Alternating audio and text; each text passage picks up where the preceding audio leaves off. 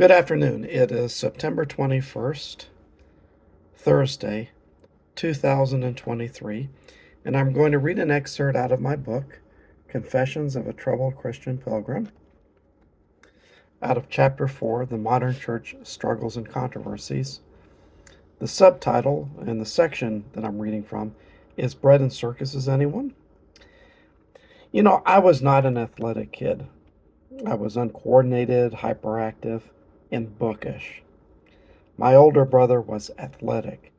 My sister was a great softball player, and my brother excelled in track and wrestling.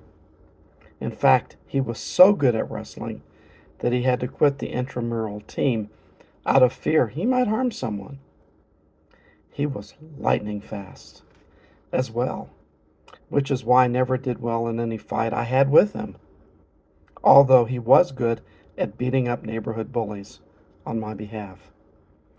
I was the last to be picked for sports teams in school and frequently assisted in the losing of sports games. Well, you get the idea. At this point, you may be able to hear the violins playing. However, our family living in South Florida loved to watch the Dolphins play at the Orange Bowl. I sort of liked it. But I mainly look forward to the popcorn and refreshments. At that time, you could buy a whole season of tickets for a reasonable price, and football players were generally good people you could look up to and emulate. Our teacher in elementary school even had quarterback Bob Greasy come to speak to us about the importance of hard work and perseverance. We are just talking the 1970s, folks. What a difference a few decades can make.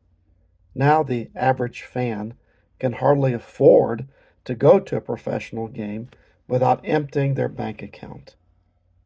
The players, who make bundles of money, can be anything from felons with assault charges to people who gamble on illegal dogfights.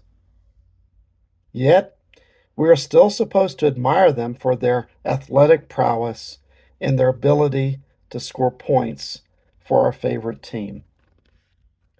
At the 2020 Super Bowl, the halftime show presented dances and gyrations that were openly sexually explicit and near pornographic.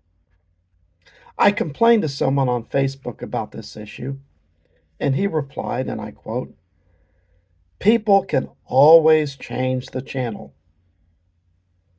I retorted that, quote, "This was not the adult channel, but the biggest live show presented on television." My acquaintance was unmoved, and I was saddened by how the morals of our culture were beginning to sink. Couple examples like this with the availability of every kind of salacious entertainment, and you have contemporary America. What are we saying as a society with all of this? Well, if I didn't know any better, I would say it would be to numb our moral sensibilities and forget that we are witnessing the decline of our own civilization.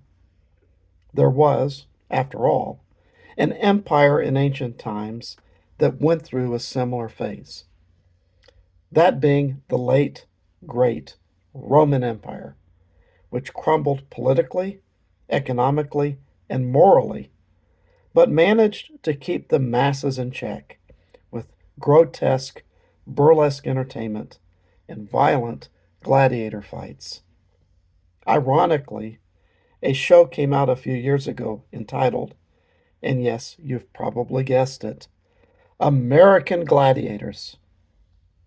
Sports are less about sportsmanship and more about bloodthirst these days, as we relish watching fights and injuries.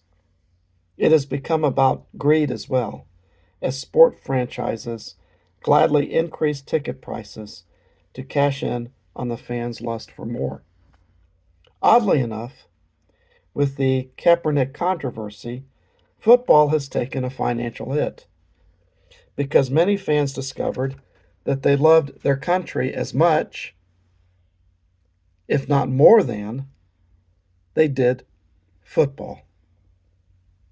I'm making no judgment here about the Kaepernick affair, which I think is a complex one.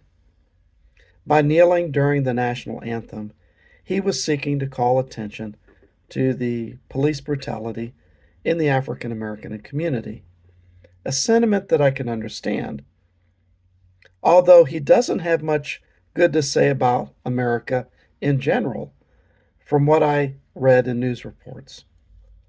I am deeply disappointed in America too, but I don't express that dismay by praising third world despots. Kaepernick has. Which gets to my deeper point. America's had its senses so dulled by the arena and bred in circuses. Is it any wonder that we struggle to solve our most pressing social problems?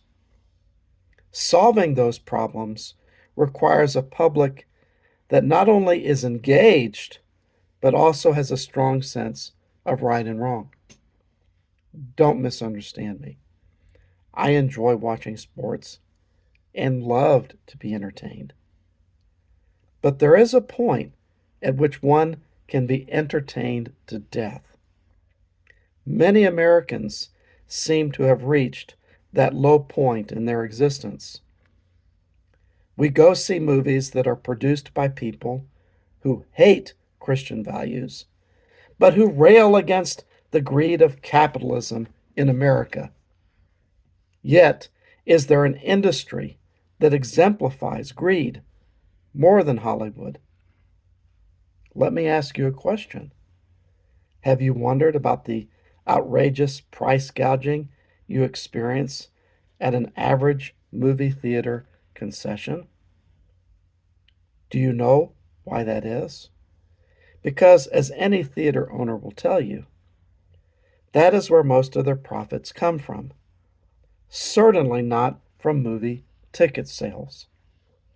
Here we have a global film industry that makes billions in profits, and their distribution network of theaters are forced to raise the price of popcorn just to make a profit. Can you imagine any other industry in America where the share of profits within their distribution network is that appallingly low? There is a name for that. It is called greed. Now, local chains are even upselling their regular customers by offering better sound and 3D experiences at a higher cost. That is a little bit greedy too, but who can blame them? However, at the time of my writing, theaters have been forced to close because of the COVID-19 scare, the time of the writing of this book.